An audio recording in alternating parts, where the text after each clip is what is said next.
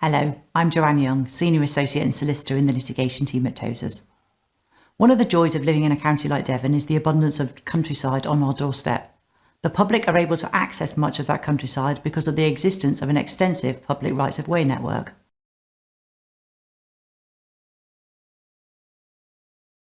A public right-of-way is a type of highway that is accessible by the public.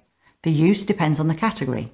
Footpaths are only accessible on foot or with mobility scooters or wheelchairs. Bridleways can be used by horse riders, cyclists and walkers, for example.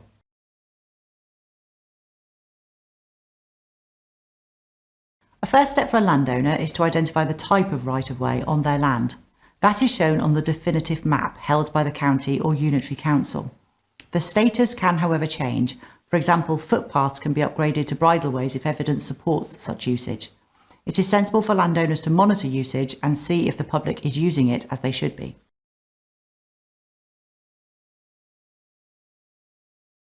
A public right-of-way is in many ways no different than the main roads that you may drive on every day.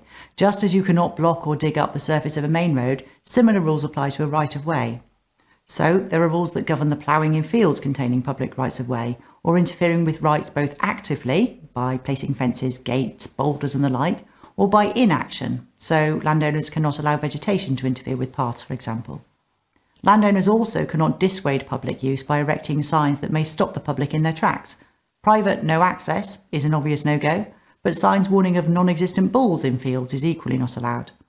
On that note, there are even rules that govern the keeping of certain livestock in fields crossed by a public right-of-way.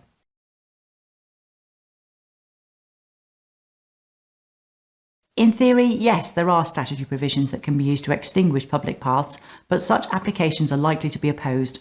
Once a highway, always a highway is the usual rule. Landowners can also apply to divert a right-of-way, although again, this process can be a contentious process to go through.